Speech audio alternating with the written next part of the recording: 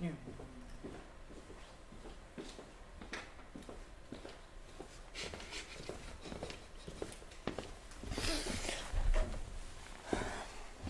Hello everybody. Today we will be talking about strongly connected components and about their version of their Dijkstra, or more precisely the delta stepping algorithm. So we'll start with how to write their parallel strongly connected components.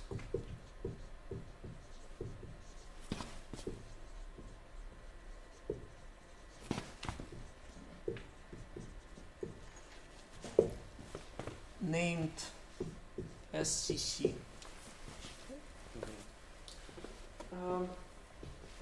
Their algorithm itself is not really good, to be honest, but it makes a little bit of sense on quite skewed graphs. So let us try. Let me explain the approach. So what we're going to do? At first, we will be talking about randomized version of this algorithm that can be proven that it works quite well sequentially. It sequentially works quite well, but like in parallel, unfortunately, I cannot calculate the span of this algorithm. Okay. Yeah.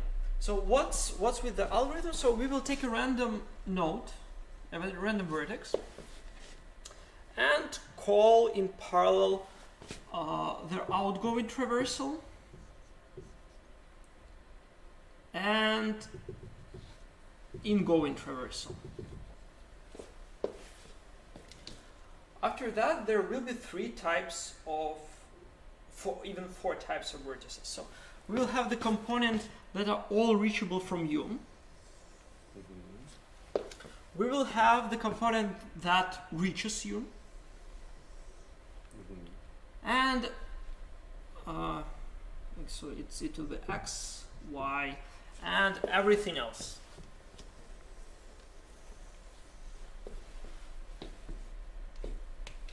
Okay, so we found there the elements that are that can reach U, and all their from U you can reach.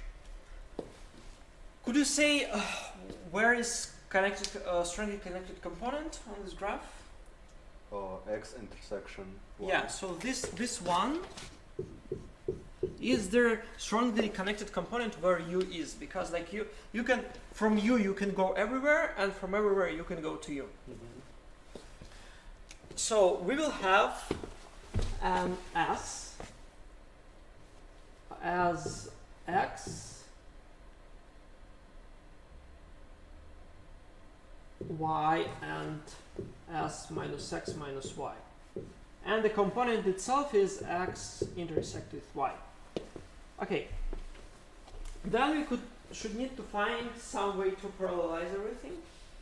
So any ideas how we can parallelize?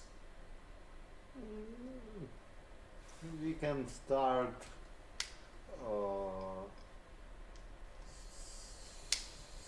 something like BFS from several nodes in our graph. No, it's a little bit simpler. So what could you say about their strongly connected components in this area? Okay, is it possible to have a strongly connected component that lies like that? Is it possible? That shares some verses from X? No. Because if I have a strongly connected component in X and partly located in X and not in X, it means that we have no edges from right to left part in this component on picture. Yeah, I mean, otherwise we will have a path from the vertex here to use. So it's impossible to have. So what are your suggestions to do? So let be this component will be W. Or no, that's so. we will have separately. We will have the strongly connected components that are here, the strongly connected components that are here, and the strongly connected components elsewhere in the graph. So we can just call calc of x minus y, calc for y minus x, and calc of s minus x minus y. And we can call this with kind of fork 3 join. Suppose that we have this for a moment. We can implement it using fork 2 join. Okay, and it finally works if you do that. So at least we got their parallelism from somewhere.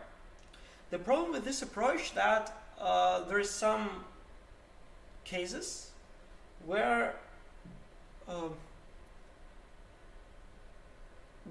their whole component or something like that is the whole graph. So in that case, we will go over all their vertices consequently, and unfortunately, it will be not parallel at all. So it is kind of works in like not at, like on generic graphs, on random graphs or social networks. This kind of works, but when we're starting to talk about like general approach, unfortunately, this stops working. What we do in our traversal, just mark vertices as reachable? Yeah. I think probably we can do something like for join on when we have several edges. I mean, suppose we have a fork join. I don't know, like here. Oh, you mean there? Yeah. When we have that DFS itself is parallel. You mean that? I mean that if we visit already visited vertex, we won't break anything. So we probably can add a bit of parallelization in our traversal. Okay, the problem is that this traversal right now is DFS. Kinda, right? So there is a way to parallelize DFS. Of course, you had this problem on their second year of university, I guess, with Georgy Korniev. And it indeed can be parallelizable, but still if the graph is the cycle, for example, you cannot parallelize anything there. If the graph is the cycle, you just have to visit everything from the first try, and like, there is no parallelism there. Yeah, typically you can do this, I don't know, like parallel BFS or parallel DFS at some, unfortunately, neither of parallel BFS, neither their DFS will give us a nice bound on the span. Anyways, because like of the cycle thing, you have the cycle, the span is anyway m, which is where m is the number of edges. Okay.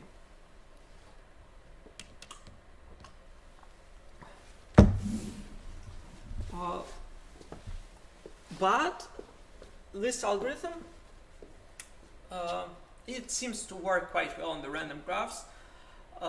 There is one problem with that, is that its work is already larger than m.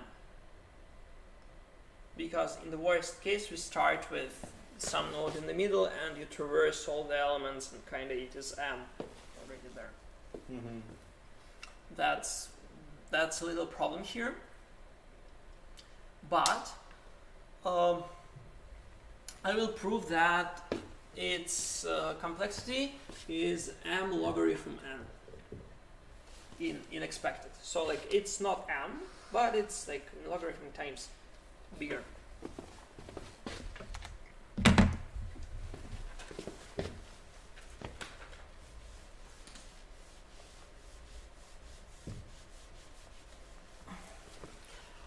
Let us enumerate their vertices in some random order. So we have P1, U, P2, U, P3, and so on, U, B. No, let's. No, not like that. It's like a little bit different.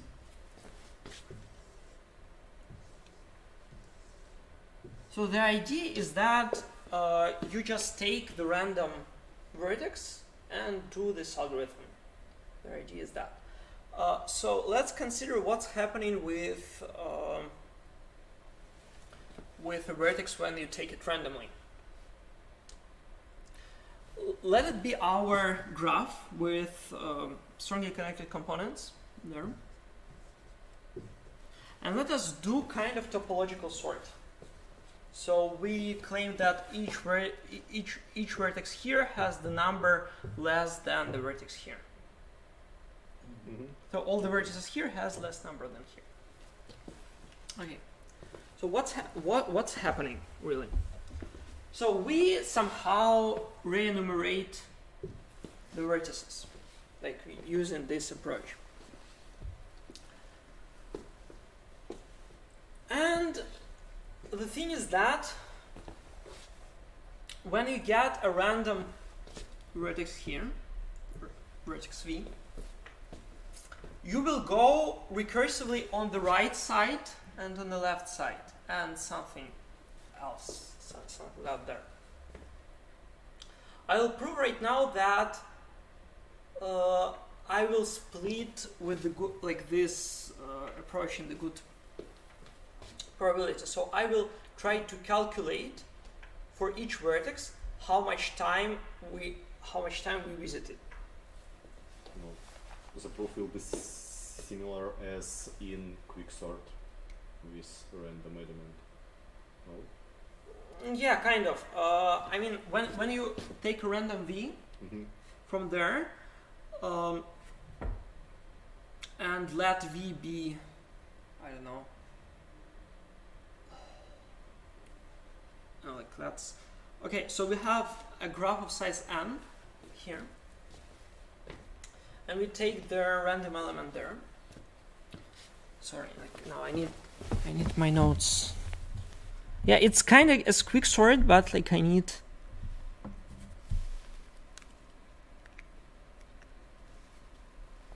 So we calculate the number of times each edge is explored,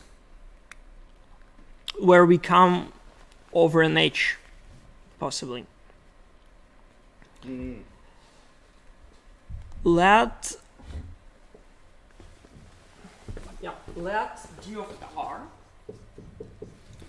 be the maximal possible time when we visit an edge. Maximum number of times in the graph with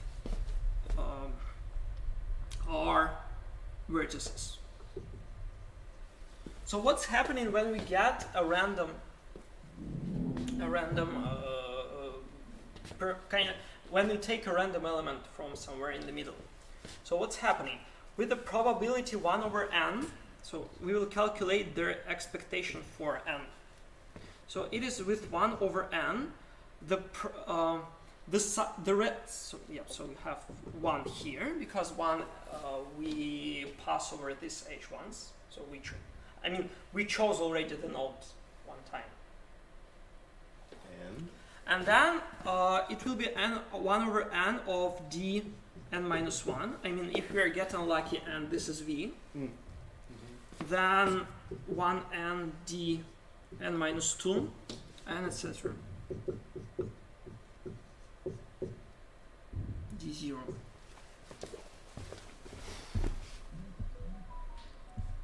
Yeah. Can you tell again this d of something means number of times we the number of times their edge will be visited at maximum. So we calculate how much, like here, d of r, we say this is their biggest number of times we go onto this edge when we were searching for something.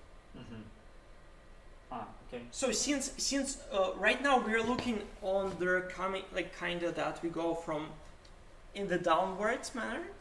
So we split by v, and then the number of times the vertex is visited, because we remove one vertex out of that. To be honest, we could remove bigger number of vertices. So it is indeed less than equal, right? So this means that we take with the probability 1 over n, we take the first element. Unfortunately, it can be in the strongly connected component. So instead of getting d of n minus 1, we have something smaller.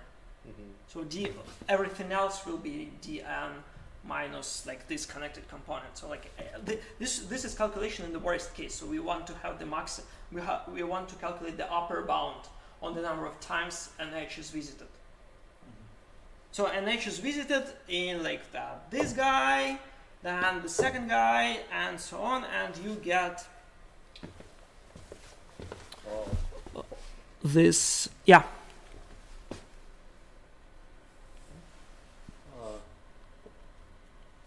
Okay, let's fix some vertices. Why we only count edges on the left side? Yeah. Okay, that's a good question. It's how much time the vertex or the edge is visited on their outgoing traversal. Ok. Okay. Okay. On the outgoing traversal, and the same happens with upgoing traversal. Like they're similar. So you can get each edge is visited, like, to be honest, 2 times this, because one direction and another direction. Okay. Yeah, that's a good point. So we will have here as 1 plus sum of di, where I is from 0 to n minus 1. And now we will calculate what this dr is. Divided by n, actually. Sure, thanks.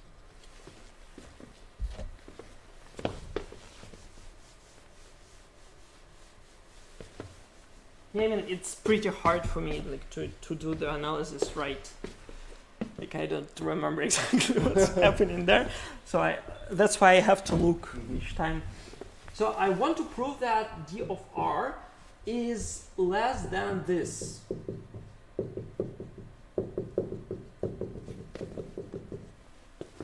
So I want to prove this condition.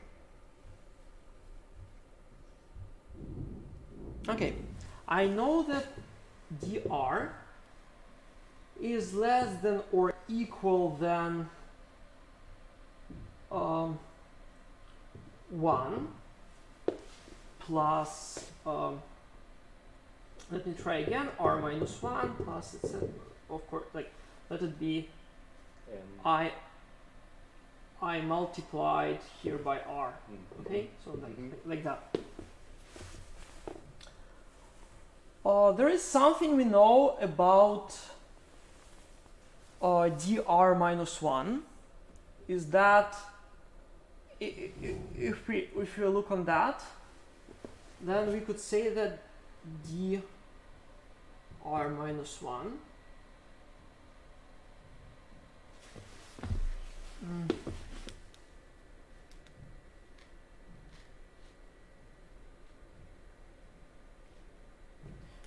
yeah, let me look on, like, I understand how to do that, but it will be ugly otherwise if I will do this.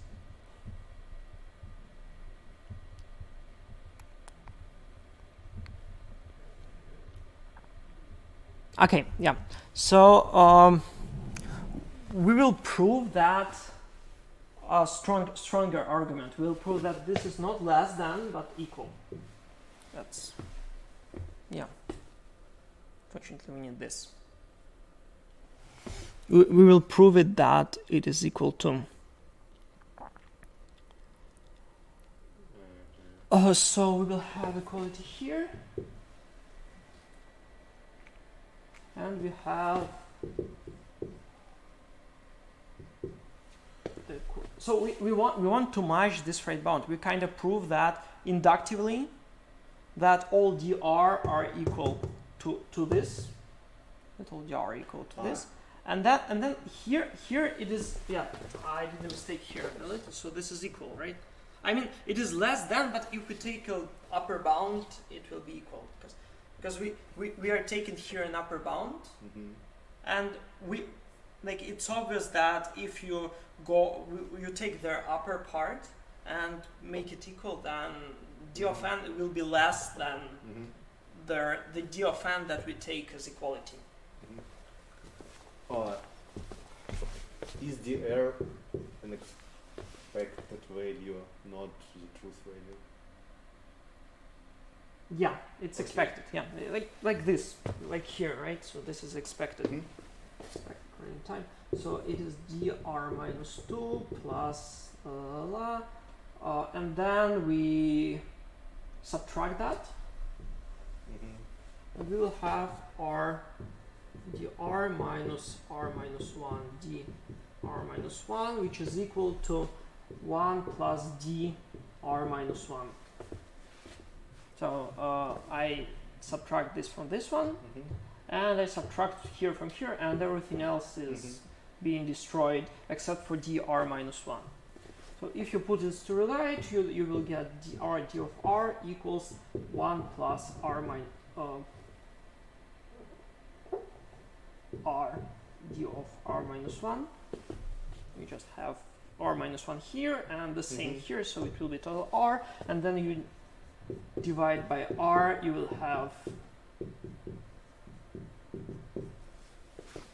exactly what we need. So if you put dr minus 1 until the point r minus 1, then this is here, and this is of course odd logarithm r.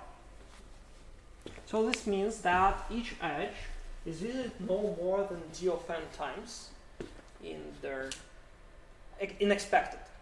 In expected, you go over each edge with in d of n times. So their expected running time will be exactly m logarithm n. So for each edge you visit it like d of. So we have for each edge visit d of n times, and d of n is exactly logarithm n. Okay.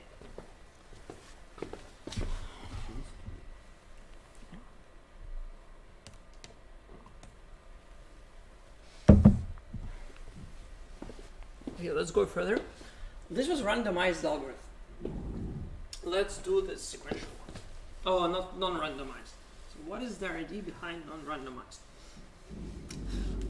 The issue with the current approach is that you go down and up, and you really don't care about how much time you spend on this traversal, because if the number of vertices that are reachable from you, it can be small, while that can reach you is large, and our search will find both parts, and it is very slow. So instead for that,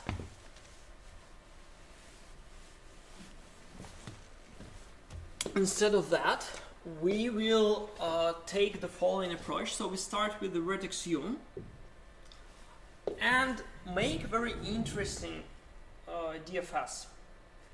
This DFS will visit each edge one by one, but one edge here,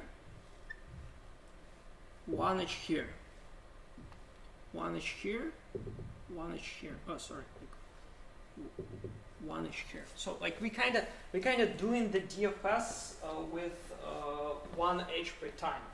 So we ask downwards one edge and upwards one edge, downwards one edge and upwards one edge, and by that we will find there either all the vertices that are reachable from you, or all the vertices that reach you. We found only one of this in the running time of the smallest component. So, and of course, yeah. And of course, by that we found the strongly connected component there.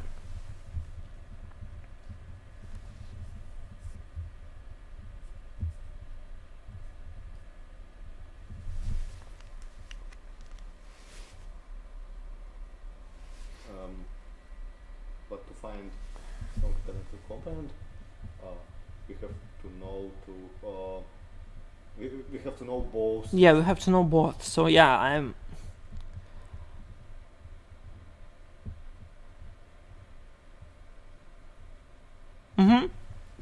Okay, so we do the following.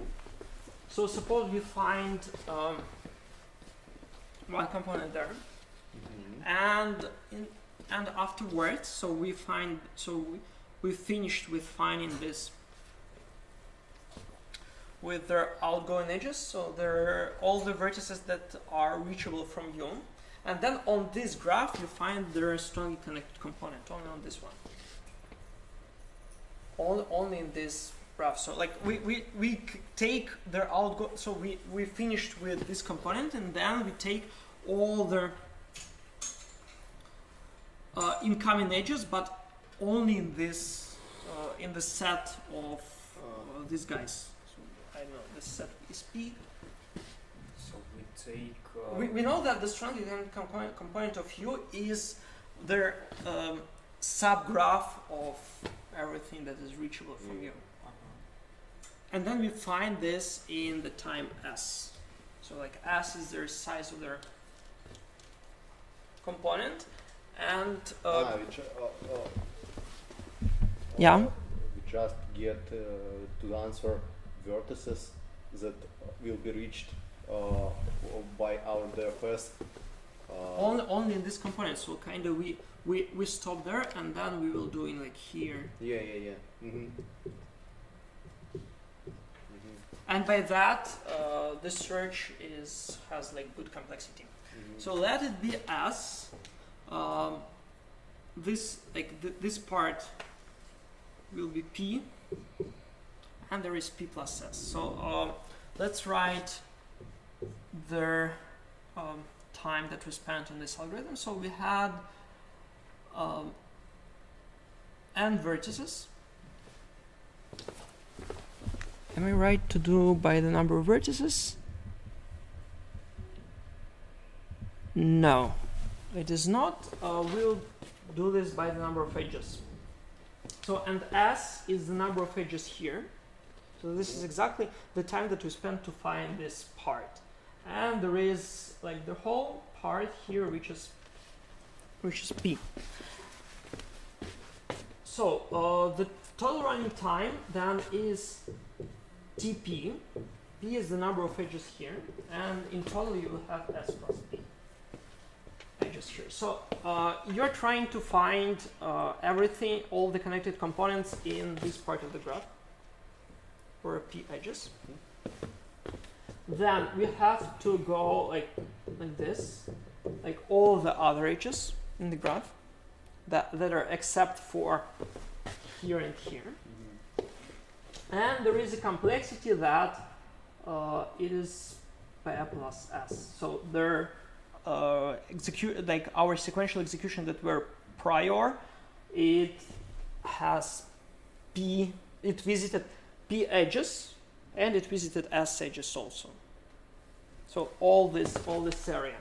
And this is exactly why we do at the first try one edge by one, is that their number of steps depends only on the smallest component. So that is why the total. Why do we have Sorry, like it will be too like yeah. Sequential P plus S. Yeah, we have sequential. If we need, if S is subset of P, so No. PS is the edges of this strongly connected component. P is the number of edges outside of this strongly connected component. So we visited S plus P, Yeah. and we want to find such edges that are in S and not in P. Yeah. Okay. So and now we will try to prove that. So this constant in here is C2. I don't know about it anything, and I want to prove that T of M is less than C1 times M times log M. So I'm trying to prove that.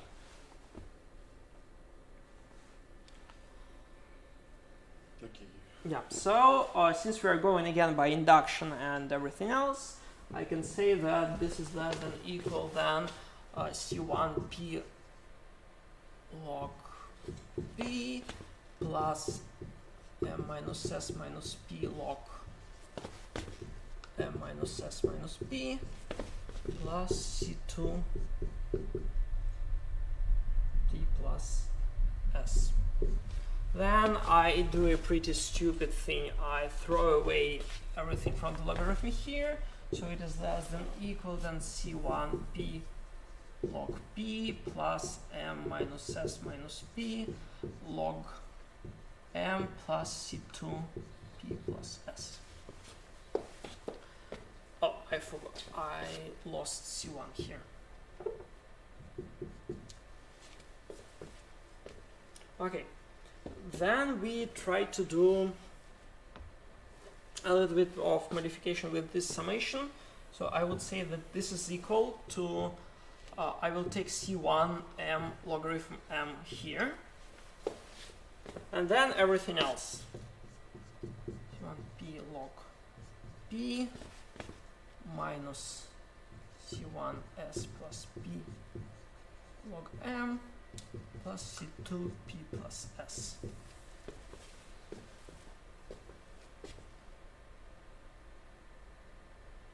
So something like that.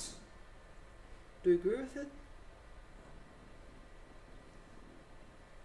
I just take M logarithm M here, and then I sum up everything that is left. And I want to prove that this is less than 0. If I will prove that that part is less than 0, then we're done. This is the main part. Okay, let's again play with the summation plus P C1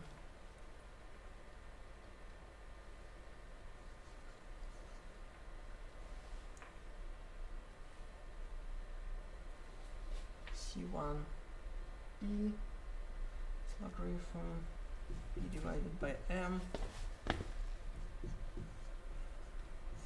plus C2, and then plus S C2 C1 logarithm M. Okay, so I want to prove that it is true. So as you can see, this thing is less than 0 if M is large. So we are trying right now to come up with the right constant C1. So we have C2, we're given C2, and we have to find the proper constant C1 that everything works. So if C1 is bigger than C2, then this part is less than equal than 0, right? Mm-hmm. What about here? You see, P is less than or equal than M over 2. Because we started with the small component, and the larger component is up there, which has more edges. So this means that this thing is not more than C1 times logarithm 2, I guess something like that, plus C2.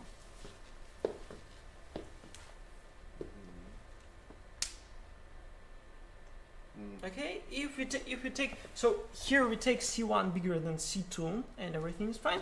Here we still can do the same. We set C1 is bigger than C2, then this one is negative.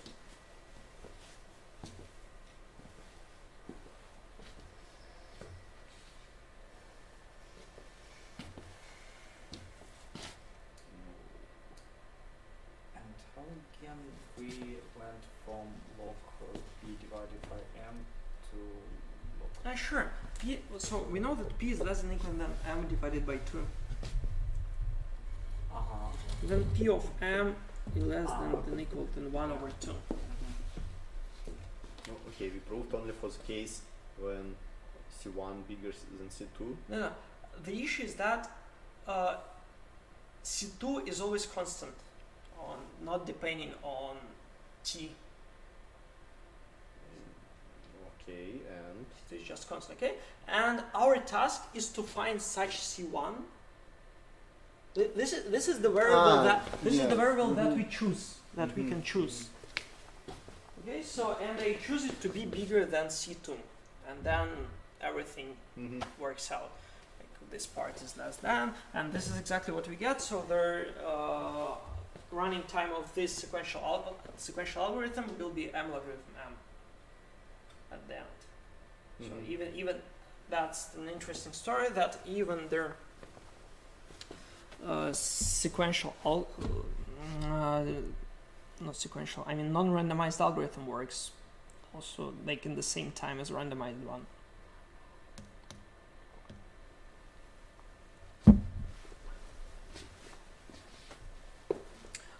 I don't tell anything about span here because like I cannot calculate it anyway. And for example here it will be much harder to do their like to find all their vertices in parallel, because we take one here, and this is totally like it can be parallelizable, but we have to kind of maintain the queue or something like that for that, which is kind of concurrent. I don't have idea how to do that, to be honest. I mean, if the graph is highly irregular, then you get their good span. But in general, it's impossible.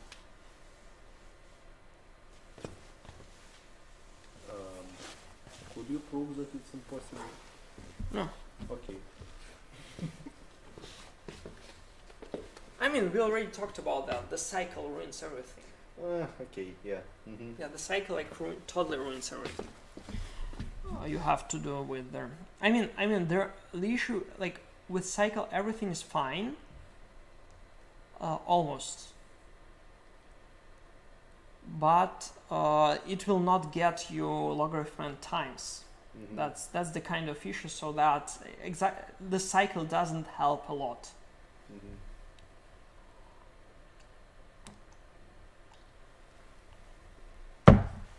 Okay, let's try then to do delta stepping algorithm.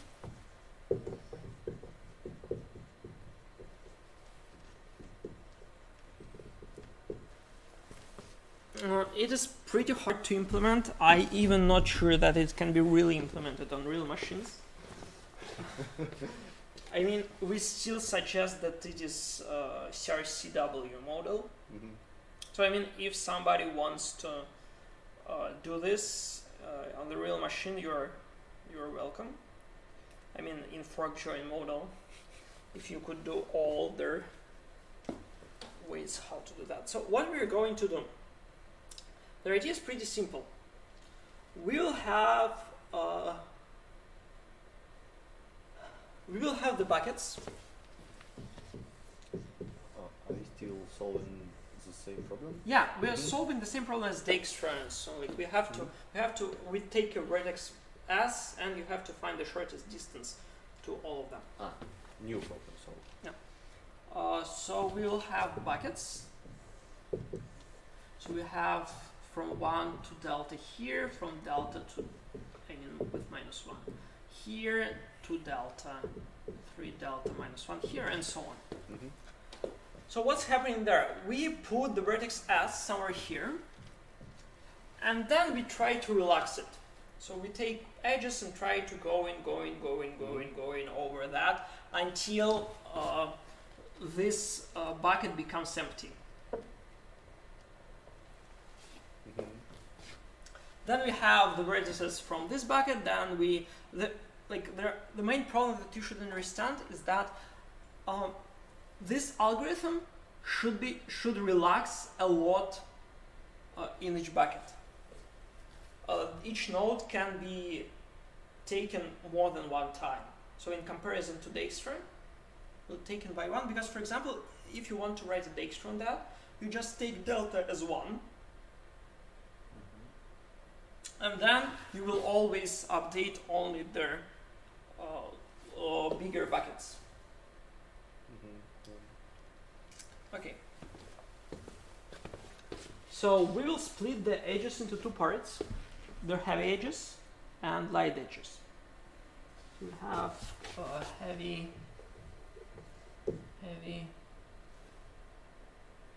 for vertex V is VU such that weight of VU is less. Oh, sorry, it's heavy, so it's bigger than delta. So light is vice versa. It is VU such that the weight of an edge is less than equal than delta. So what's happening there? We will need a special function relax for us. Relax vertex V with the distance x. What we're doing? We will compare if if x is less than the current distance to V. That's the current. No, I mean relax means that we for the vertex V we set its new distance x. Okay, and if it is better, then we will take b d of V divided by delta minus equal to V, and you take b x divided by delta union with V. V is the vertex that we are trying to relax. B. Our buckets. Yeah, B is our bucket. So this is B. So this is B0, this is B1, and so on. Okay.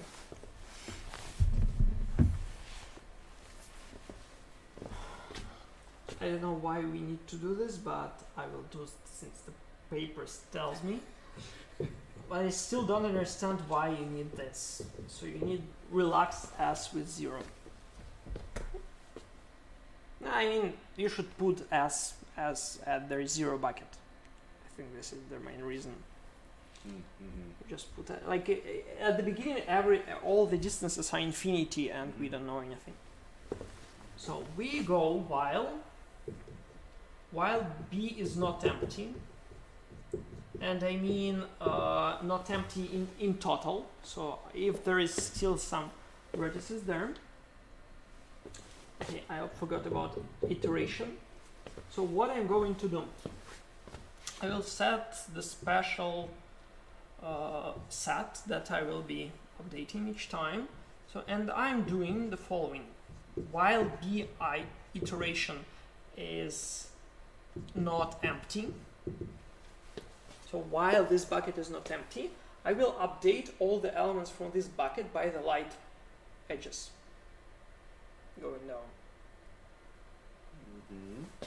So I will say rec as here rec as the vertices U with du plus dv plus dv plus W of VU, like that, for each edge, for each vertex V, and VU is light. So I take a vertex, I take all the vertices in B in the current bucket and go out of each of its light wedges and try to calculate the new distance to the vertices. What's happening there? So I need the special array S as the vertices that are, that were visited in this bucket. So sorry, yeah, I'm here. Here S equals S. And then I say I go for each VU in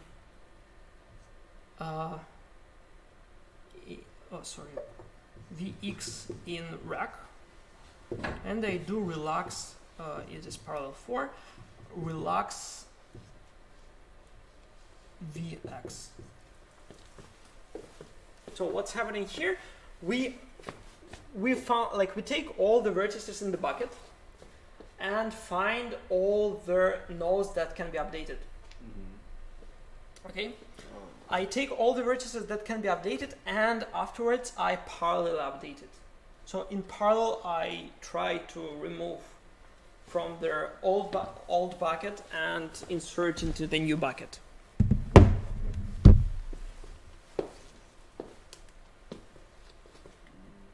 What is the variable IT? It's iteration. So at the start, its iteration is 0. So we are working with the bucket 0. So this while is iterating over all buckets. This one is over all bucket. I haven't finished yet their program itself. I mean, this is so we take each bucket one by one. And what we're doing there, we go into the bucket and try to update the distances by the light edges. So this is exactly what is happening here. So we take all the vertices from B, from their current bucket, and try to update the values. For U, yeah. For all the U that are with this condition. So there is an edge VU. So V is in this bucket, and their edge is light.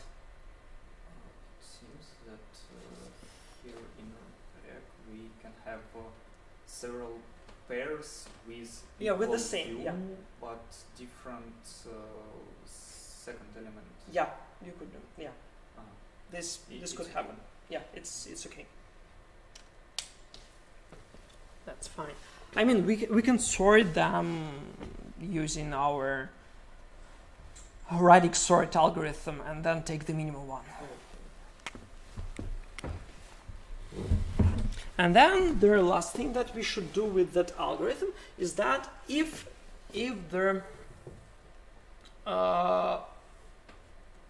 B bucket is empty, then we should go over all the elements that were in this bucket. So this is exactly why we need S here, and make a step on the heavy edge.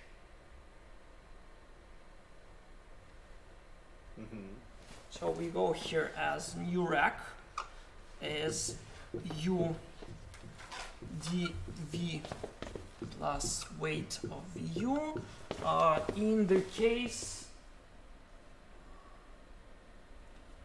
so this is plus VU with possibilities that V lies in S and VU is heavy.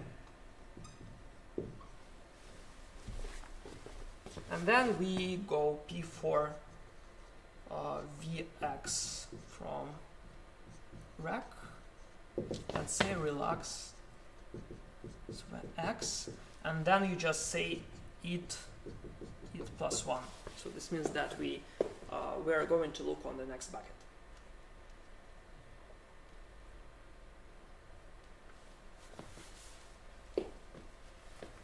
So this is the whole delta stepping algorithm.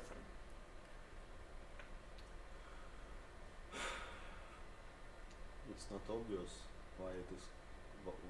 Why is it correct? What do you mean? Why you're Oh. why are you not convinced that this is correct? It's not obvious for me. Why why we will find minimum possible paths for each vertices by that. Okay, so let's try to prove it. I don't know exactly how I do that, but like we will find out. So suppose that we finish with this bucket, with the buckets, and right now we consider bucket it and all their other, like, I mean, for the vertices from the previous buckets, everything already is fine for them. I mean, this vertices, like all the distances less than the corresponding range are already set right.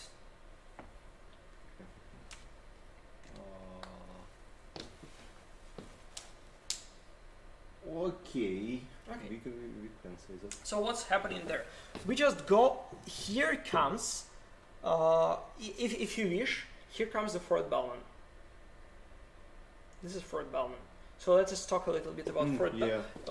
So let us talk a little bit about fourth Bellman. So if you remember, fourth Bellman is kind of while true, it goes over all the edges and say d of v equal, d of u equal mean is d of u and d of v plus the weight of an edge.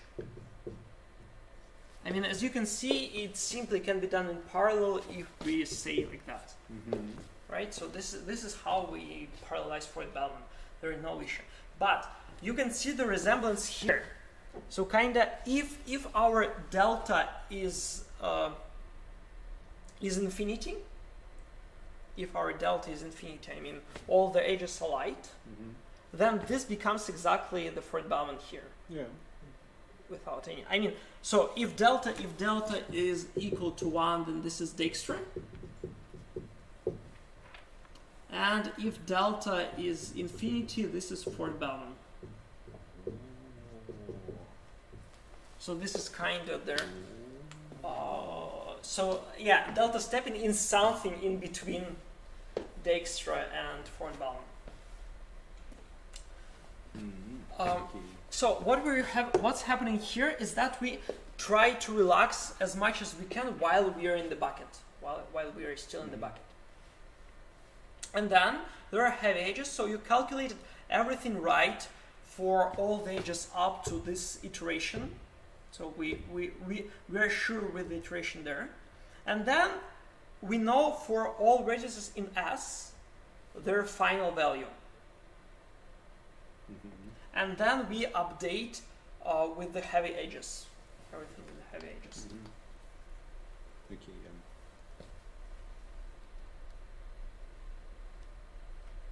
We take all the heavy and light edges from the vertex, or just minimal one?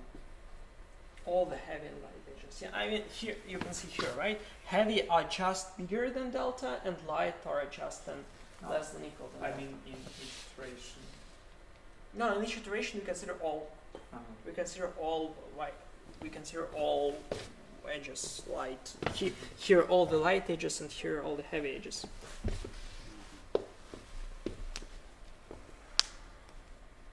Okay, now it is the time to prove it, that it works reasonably well.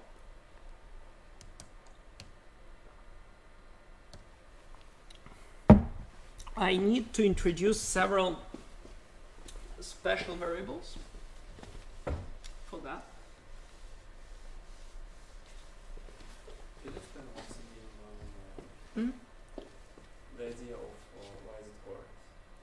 I mean, while it is correct, do you agree that Freud-Bellman is correct? Okay, so this part is exactly the Freud-Bellman inside one bucket. Subset of edges. On some subset of edges, but like I say that after this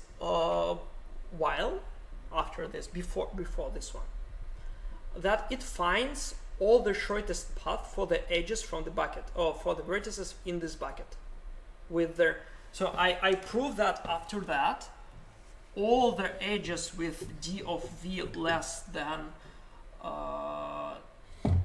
e times delta, they are correct. What does it mean? What's the condition for vertex to be in bucket? That its weight lies inside the weight of the bucket. This here. So if the vertex has distance d, then it is in the bucket just divided by d, by delta. Sure.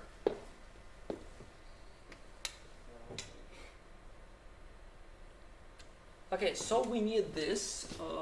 DC is their largest distance in the graph.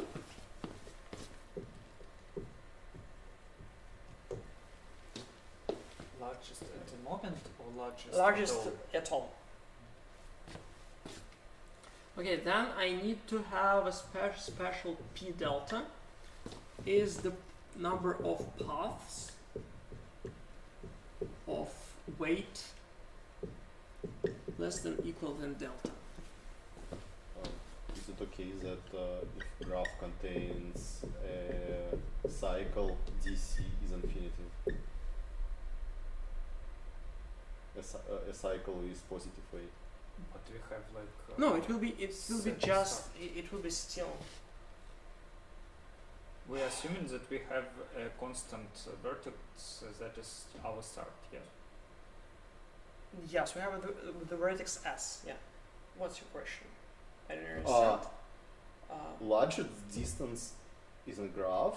From S. Yeah.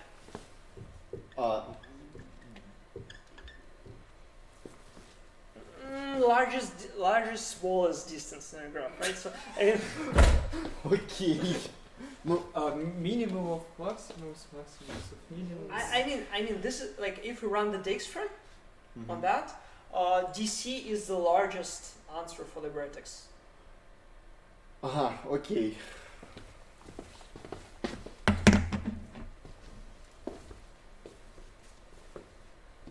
Of weight less than equal than 2 delta.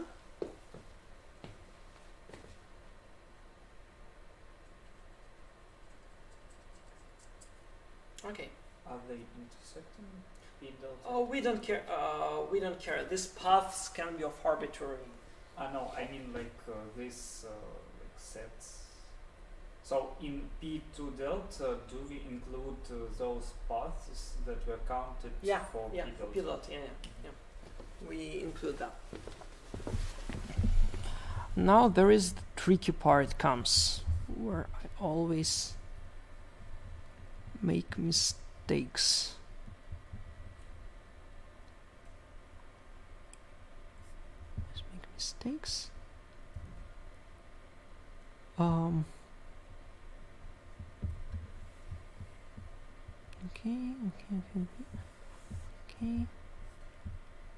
Okay. So I say that the running time of the algorithm is of p to delta times d. Oh, sorry, I haven't stated there. We are going not to prove for all the graphs, for all the possible graphs. We will take the random graphs with G and D, where each vertex n has like a vertex VU is exists with probability d divided by n. So we have kind of d edges out of each vertex. So this is the random graph. So we just take each edge, flip the coin, and check if it is less than delta divided by L, and then we take it. This is okay. So what is about the total running time? Total running time appears to be like that. It's not bigger than the number of paths of length 2 delta times d. So why is this happening here? This means that the number of these guys will be their rare relaxations. This one where you update inside the bucket. So we can show that the number of relaxations, real relaxation, is p delta, right? So this is exactly.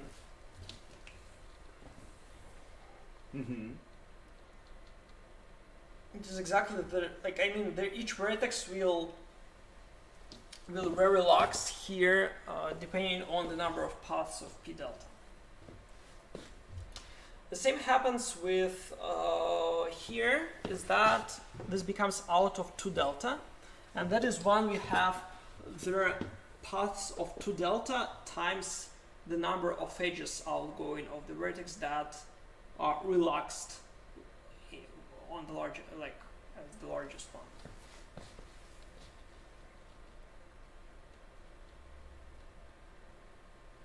So this is the work, because this is the number of times we relax by an edge. So with p2 delta we relax, and then there is an edge that we are trying to relax but we can't. I mean it is the large edge. So we come by this path to the vertex, and then it has d edges outgoing. That is why here is d. So this is the number of edges that we try to relax through the whole algorithm. Okay. Oh yeah, I forgot to mention that the weight here is uniformly at random from 0, 1. So that's important. It's random from 0, 1. Okay. And how many? How much iterations do we have? We have.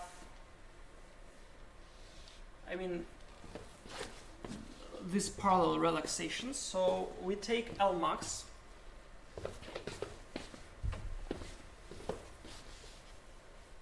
Max is the largest path by edges in p delta.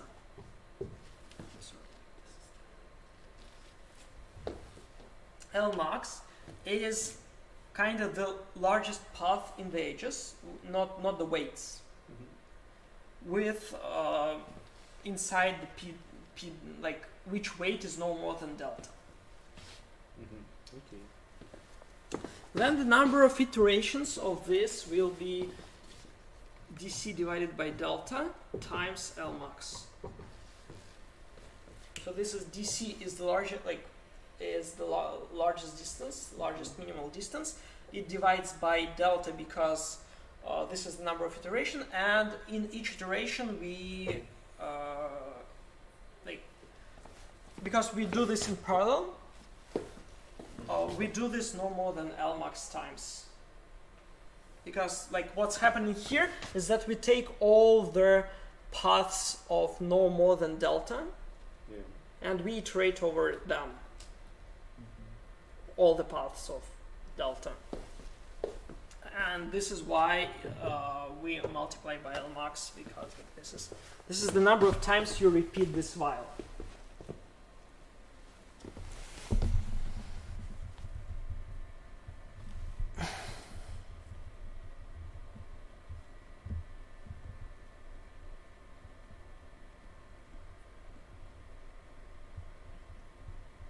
Okay.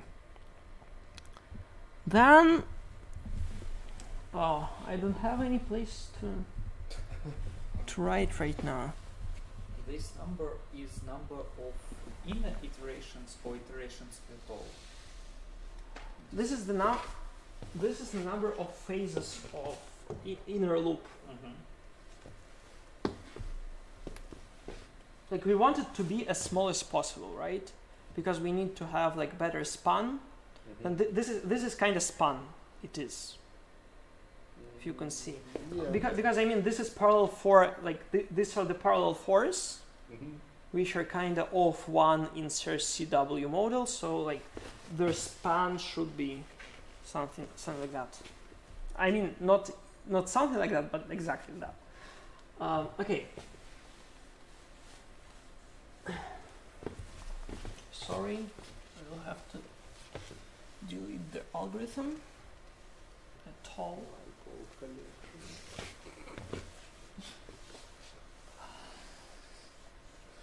Okay. Okay, we are proving on this strange hypothesis that we have a graph with randomicity of the edge d divided by n, and the weights are from 0 to 1. So we have to find delta. That will work just fine for us. Okay.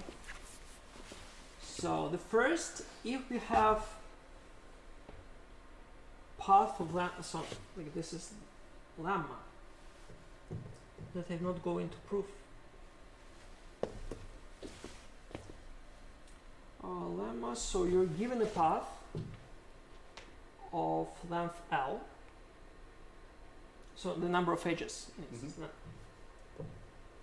length n. The probability, so path P, that would be better Q because we have P already taken, Q length, and the probability that weight of Q is less than delta is delta L divided by L factorial.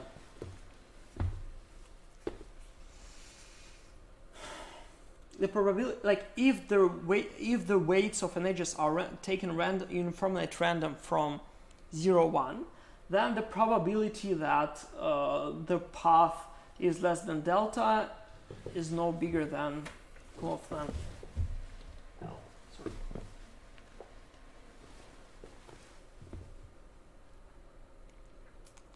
How it is proven? It is proven quite simply, which I leave some part of the work to the homework. So the idea is that suppose, like, let's look at our path.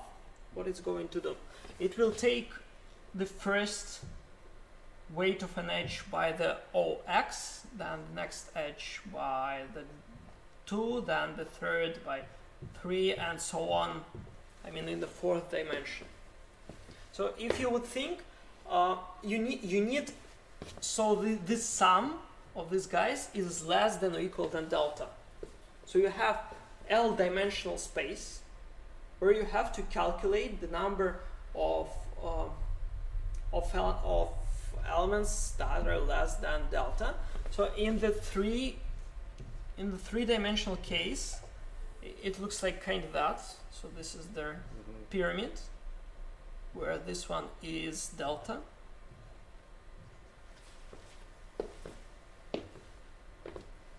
Okay, and what I will ask you to prove in the homework, why this, why the volume of this is delta L divided by L factorial if you have L dimensional space.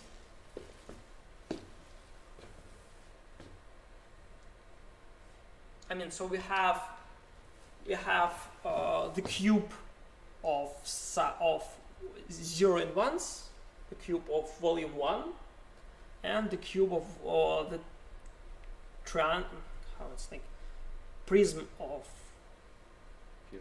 a pyramid of size delta. There. Okay. Now we will prove two things. This will be lemma next.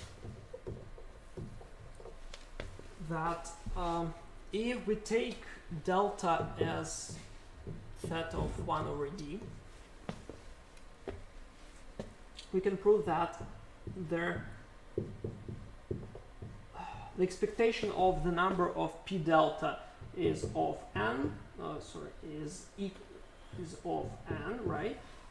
The expected number of 2 in another place, 2 delta equals 0, 1, and L max is of log n divided by log n. So we're going to prove that. If we can prove that, then the work of this algorithm will be linear on this graph. So it will be n times d. If we prove that, and then if we prove that L max is logarithm n, then here you will have some reasonable span. Why so? We will talk a little bit later about that. So,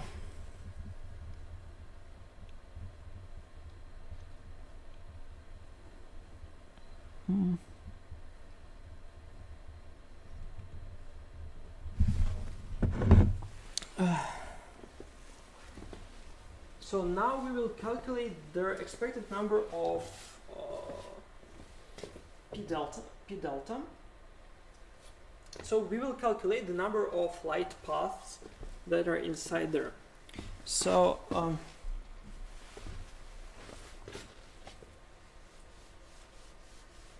remove some parts there.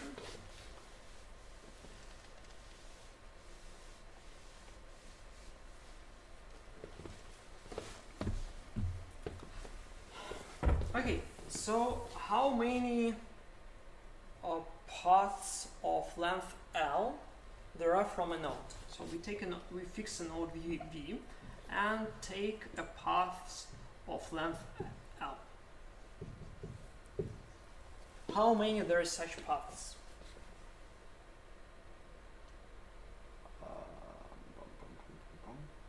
Expected number, to be more precise.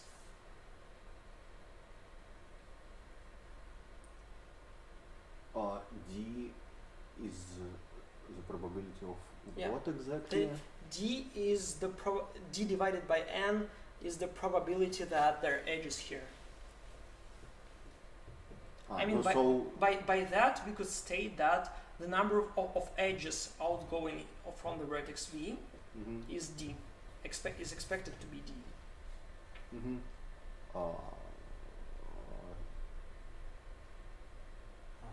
So the expected number of paths of length L of length 1, it will be just No, I'm trying. just D, yeah, and Yeah. D power of L. Yeah. Yeah. So yeah. it is D in the power of L. Simply. Okay. Then the total number of these paths is ND in the power of L. Because we should choose the vertex and then choose the path. So this is so if the guy in P delta has length L, then there is such paths, such number of paths. So let us calculate their expected number. So we know that if the path has length L, then the probability that this is less than delta, like delta L, right? So we should sum up this L from 0 to infinity. I just say n to n, like there are n times d in the power of L paths of length L in expectation, and multiply it by their the probability.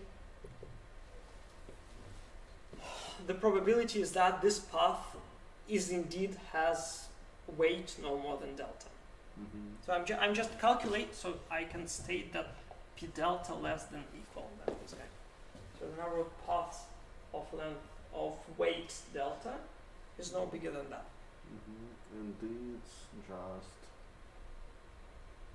Yeah, and Some it's basic. just if you calculate it properly, then it will be n times e in the power of l times sorry in the power d delta. Yeah. So I mean this is obvious, right? This is exponent. D delta. Ah, yes. I see. Yeah. Yeah. Okay. The issue is that we took delta to be theta of 1 over d.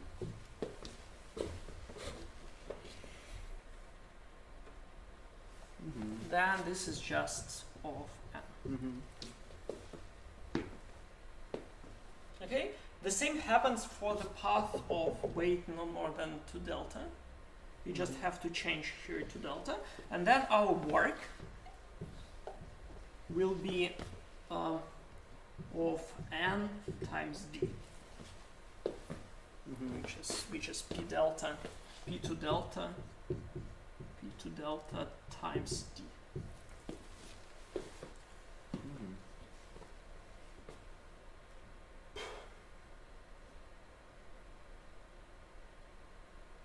Okay.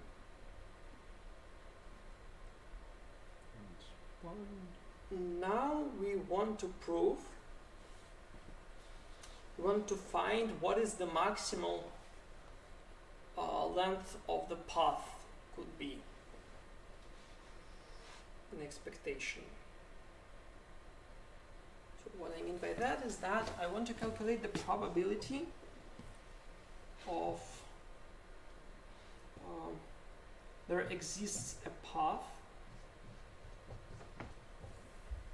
such that its number of edges is L max.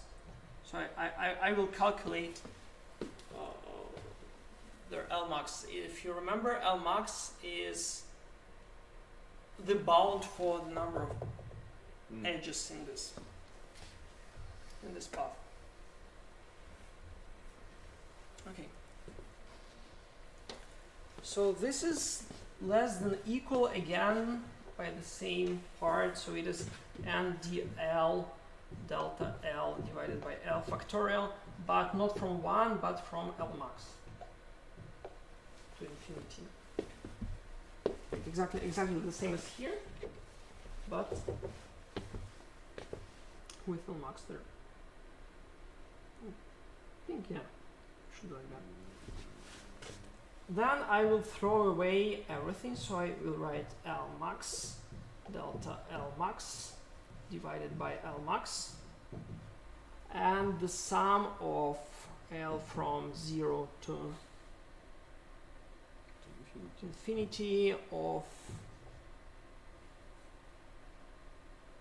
d delta L divided by L factorial. So it is still exponent here. Yeah. I mean, I took much higher bound here, so I have from L max. I took like all these guys are n d L max delta L max and L max. I can take it from there, and then I replaced, for example, the the end of the factorial with a smaller factorial here. So this is still n d delta L max times e in the power of d delta times divided by L max factorial.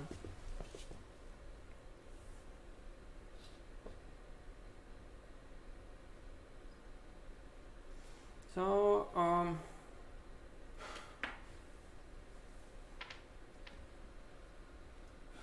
my. So we know that let's here will be that delta is less than equal than 1d.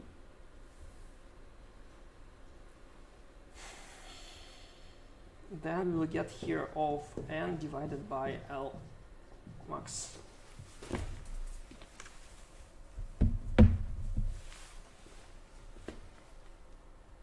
So what's happening? This guy is less than 1, and this guy is less than e.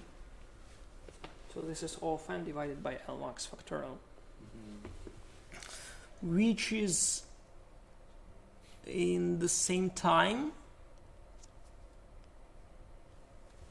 So this is less than or equal by some property of the factorial. And this is E divided by L max times O of n.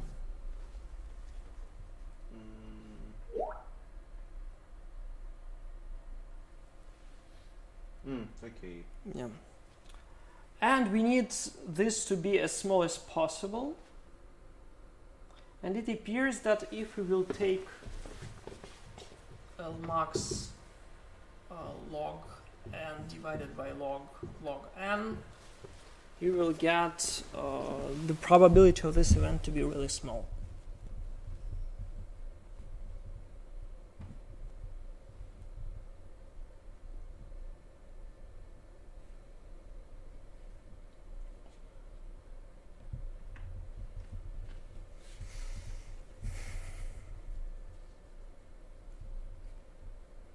Okay.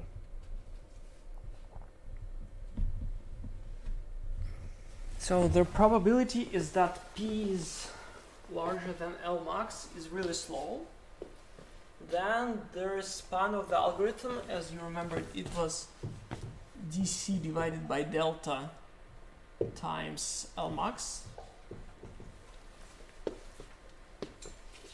So we say that it can be like another fact from this random theory graph is that dc is typically OR of logarithm n divided by d, right? Yeah. Like the largest distance in the graph with random weights and with random graph is this one. So it is, yeah, it is out of nowhere. Let's just, it is here, right? So it is here. Then if we could put everything back, so we have logarithm n divided by d times delta with log n divided by log n, which is of logarithm squared n.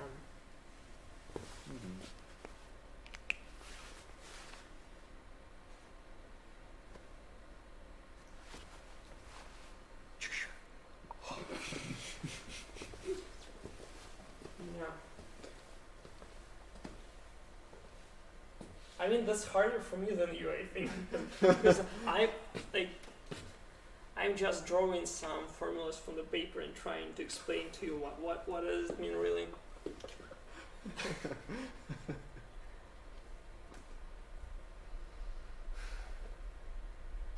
Okay, if we take some these values, then you will get logarithm squared for the span, and then you have the linear time for the work itself. Good.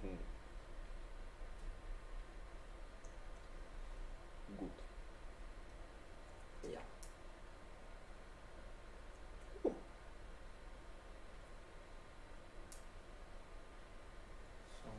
if we have some random graph with probability, Yeah, with this probability. with this probability, we take delta as 1 divided by d, and we have some good algorithm. Yeah, and it can be proven that this algorithm works well, really well. Okay.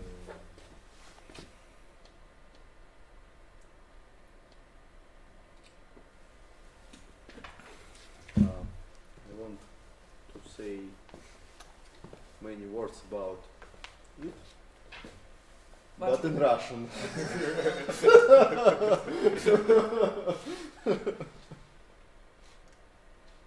Understandable.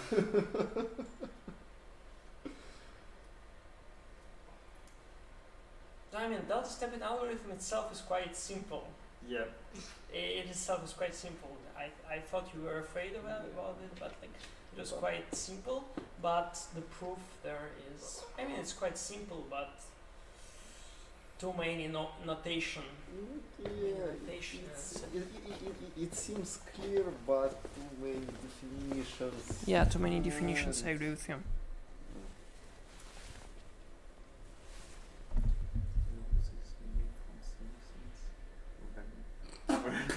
Oh, we already have 1 hour and a half already, almost. Huh? Oh, I'm doing this for 1 hour and a half. This strange thing.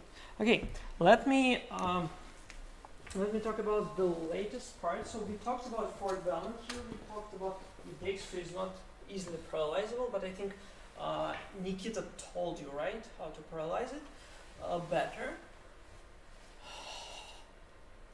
I mean, yeah, it's kind of the same algorithm. It's not really the same, but like it's kind of the same because you take from the same bucket and can add the same node several times. So there is no help with that anyway. However, here we have proof while multi-Q doesn't have any proofs.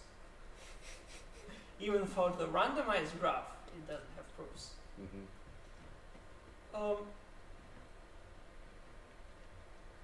What I would say more. So let us talk a little bit about Floyd and transitive closure and etc. etc. So do you remember how to get? So suppose that we have a multiplication of two matrices in M of n time.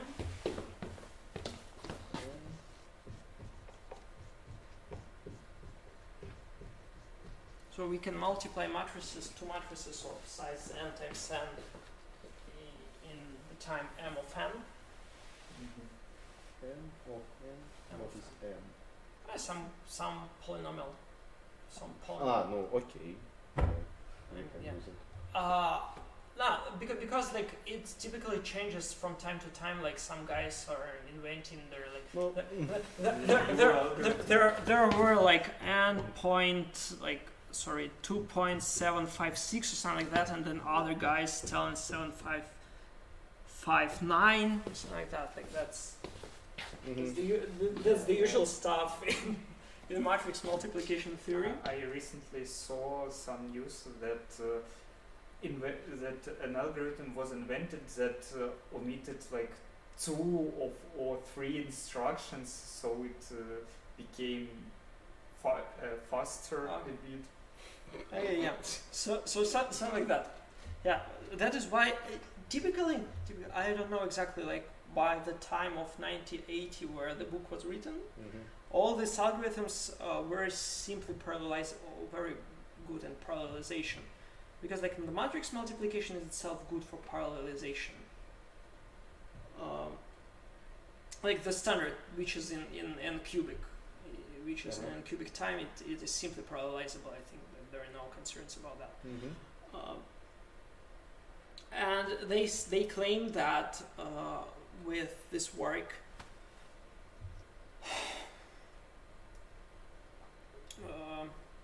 yeah. So with this work, their span is pretty small. Okay. So how to make transitive closure using multiplication? Multiply matrices.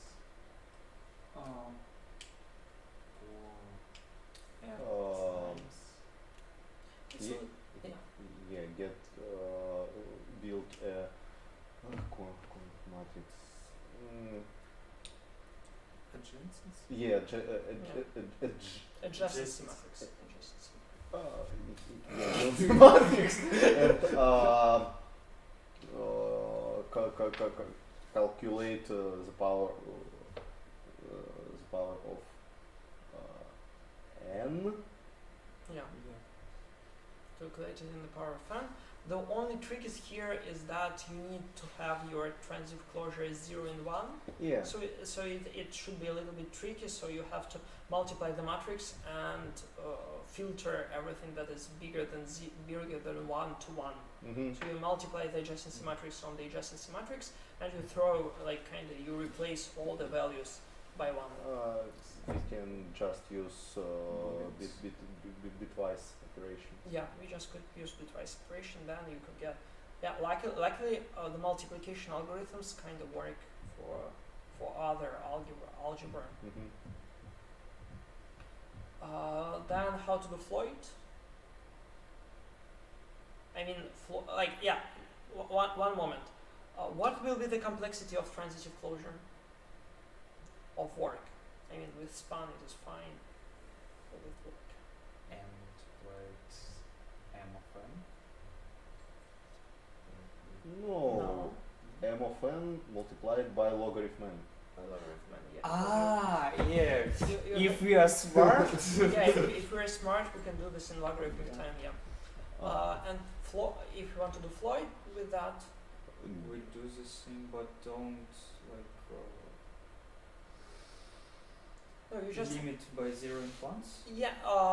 Their algebra is a little bit complicated because you have plus and minimum Mm-hmm. there, but it still can be implemented though. So you can the conventional Floyd works in n cubic, while here it will work in n cubic logarithm n Mm-hmm. instead of or m of n times logarithm n.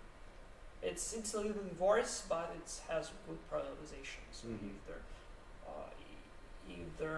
if the graph is large enough, if the machine is large enough, this will help. Okay. So that's it for today, I guess. Thank you for coming. Mm-hmm. Thank you.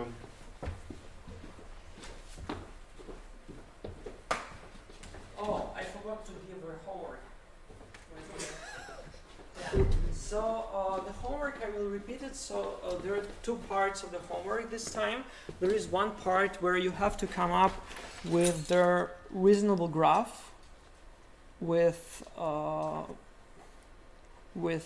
quite a large number of edges that on which this strongly connected component will work in of m logarithm n.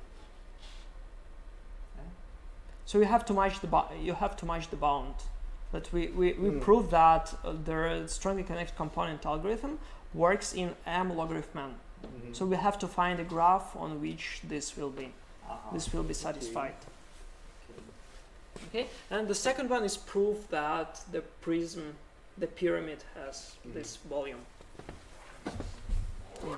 And by reasonably sized. I will I will write in the statement. I always made a mistake there, so I don't want to do it right now. So I will do this. I think there is something that the number of edges is no more than squared. Is all small of all of n squared.